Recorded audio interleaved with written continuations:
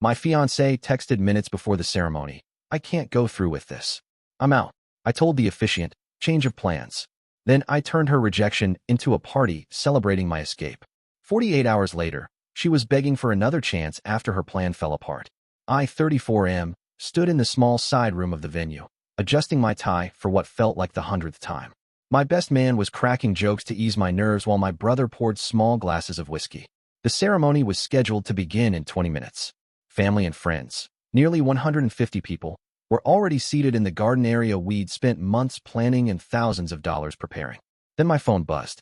I expected it to be the coordinator confirming everything was on schedule. Instead, it was her. I can't go through with this. I'm sorry. I'm out. My hands went numb.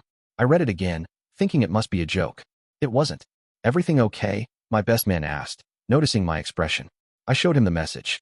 The room fell silent. What the hell? My brother whispered. Did she call? Where is she? I tried calling.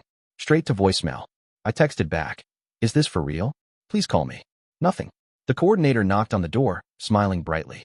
We're ready to begin in 15 minutes. The bride is. She paused, seeing our faces. Is everything all right? I handed her my phone. Her professional smile faltered as she read the message. I need a minute, I said, stepping outside for air.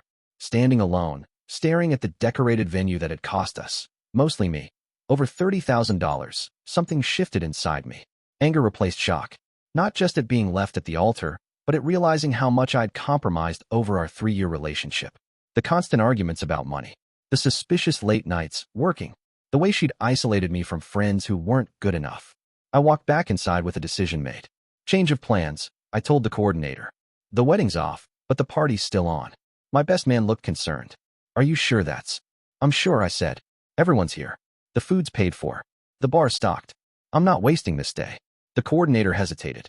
What should I tell the guests? The truth. She left, but we're celebrating anyway.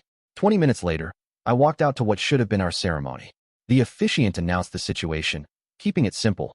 The bride has chosen not to attend today, but our groom has decided that we should celebrate anyway. There were gasps, whispers, and looks of pity. I took the microphone. I know this is unexpected, I said, my voice steadier than I felt. But I've realized something. This might be the luckiest day of my life. Instead of making a mistake, I'm surrounded by people who actually care about me. The bar is open, the food is coming, and I'd love for you all to stay and turn this into a party. After an awkward moment, my college roommate stood up and shouted, to dodging bullets. People laughed, the tension broke, and somehow, the strangest celebration of my life began. Her family left immediately, looking mortified. My family stayed, along with most friends. The DJs switched from wedding music to party hits. The formal dinner became a casual buffet. People hugged me, shared stories, and gradually, the event transformed from a disaster into something unexpectedly genuine. By midnight, I was actually having fun. For the first time in years, I felt like myself, not the person I'd been molding myself into to please her. I crashed at my brother's place that night. The next morning, while nursing a hangover, the texts started coming in from her. I made a mistake. Can we talk? Please answer me. I ignored them all. Then her sister called. I almost didn't answer, but curiosity got the better of me. She's a mess, her sister said. You need to talk to her. Why would I do that? Because. Her sister hesitated. Look, she panicked. She thought someone better had come along, but it fell apart immediately. The truth came out in pieces. Apparently, my fiancé had been having an affair with her boss. He'd promised to leave his wife, and they'd planned to run away together after he finalized some business deal. The timing was terrible. He was supposed to tell his wife after our wedding date, but my fiancé panicked and decided she couldn't go through with marrying me. The punchline? His wife discovered everything the same day. The affair was over, his promises evaporated, and my ex was suddenly facing the consequences of her choices. She made her decision. I told her sister. She can live with it. By the second day, the calls became desperate. She showed up at my apartment, crying on my doorstep. I refused to let her in. You don't understand, she sobbed through the door. I made one mistake. We can fix this. It wasn't one mistake, I said. It was a series of choices. And yesterday wasn't a mistake, it was the plan. It just backfired. Please, she begged. Everyone's talking about how you turned the wedding into a party. Do you know how humiliating that is? That's when I realized she wasn't sorry for hurting me. She was sorry her backup plan had failed. The humiliation was the point, I said through the door. You left me at the altar by text. What did you expect? I expect you to be an adult, not throw some revenge party. I laughed. It wasn't revenge. It was survival. She continued showing up for days, calling my friends, contacting my family. Her story kept changing, from I made a mistake to I was confused to I had cold feet to finally, I was manipulated by my boss. A week later, I had the locks changed, blocked her number, and consulted a lawyer about the money I'd spent on the wedding. Since most expenses were in my name and we weren't married, I had some options for small claims court. 2 weeks after what should have been our wedding day, I received a package. Inside was her engagement ring with a note. I'll always love you. When you're ready to forgive me, I'll be waiting. I sold the ring, used some of the money to take a solo trip I'd always wanted to do, and donated the rest to a charity supporting people leaving abusive relationships. It's been 6 months now. Sometimes people still bring up the wedding that became an unwedding party. It's become something of a legend among our friend group. Several people have told me it was the most memorable wedding they never attended. As for her, I heard she moved to another city. Sometimes I still get messages from unknown numbers that I suspect are her. I delete them without reading.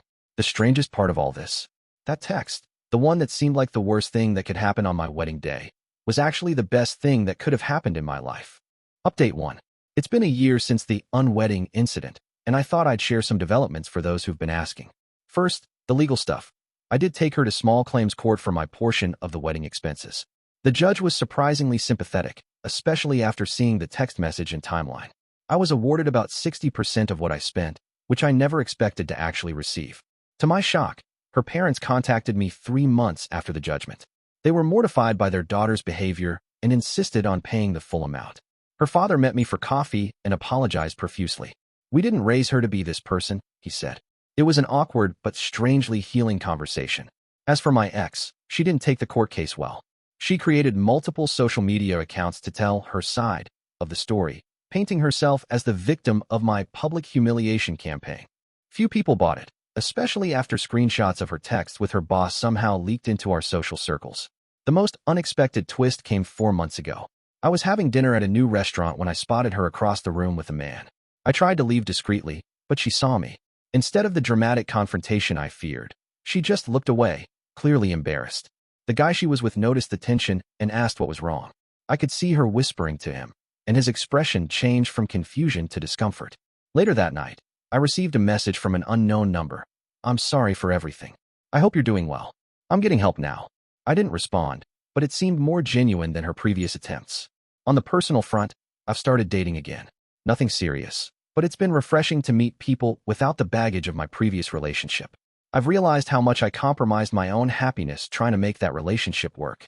The unwedding party actually connected me with old friends I'd lost touch with during my relationship. One of them helped me get a better job at her company, and I've moved to a nicer apartment in a different part of town. Sometimes I still get asked about that wedding story, usually by friends of friends who've heard the legend. It's strange to be known for something that was initially so painful, but I've made peace with it. That day revealed who truly cared about me and taught me more about self-respect than any relationship ever could. Update 2.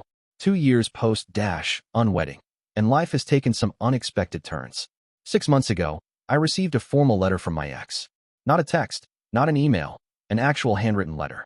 It contained a thorough apology that, for the first time, took full responsibility without excuses. She explained she'd been in therapy for over a year and had been diagnosed with some issues she was now addressing. The letter didn't ask for reconciliation or even forgiveness, just acknowledged the pain she'd caused. I didn't respond, but I appreciated the gesture. It helped me finally close that chapter completely. The most ironic development came through work. My company merged with another firm, and during the transition, I discovered my ex's former boss was now going to be in my reporting line. When he realized who I was, he requested a transfer to another department. Apparently, the affair had cost him his marriage, most of his assets in the divorce, and his reputation in our industry. Karma works in mysterious ways. On a positive note, I've been in a relationship for almost a year now with someone I met through a hiking group. She attended a mutual friend's birthday where the infamous unwedding story came up. Instead of finding it off-putting, she said it showed resilience. On our 3rd date, she admitted she'd been through something similar with an ex who cheated, though without the dramatic text exit. We're taking things slowly, but it's the healthiest relationship I've ever had. We communicate openly, split expenses fairly, and respect each other's independence. The contrast with my previous relationship is stark and educational. Last month, I ran into my ex's sister at a grocery store. The encounter was surprisingly cordial. She mentioned my ex had moved across the country, started a new career, and was doing better. She also confessed that the family had seen red flags in her sister's behavior for years, but hadn't known how to address them. "You deserved better," she said before leaving. "We all knew it. The unwedding fund that I started with the money from selling the engagement ring and the court settlement has grown. I've used portions for travel, but also donated to organizations supporting mental health initiatives. Sometimes I look back at photos from that day, not the ceremony that never happened, but the celebration that did. There's one picture of me, tie loosened, jacket off, laughing with friends as we improvised toasts. I keep it framed not as a reminder of betrayal, but of resilience. The story still comes up occasionally, but now it's just that, a story. Not a wound, not a defining moment, just one chapter in a much longer book. And honestly, it's not even the most interesting chapter anymore. Life moves on, sometimes in directions we never anticipated, but often toward exactly where we need to be.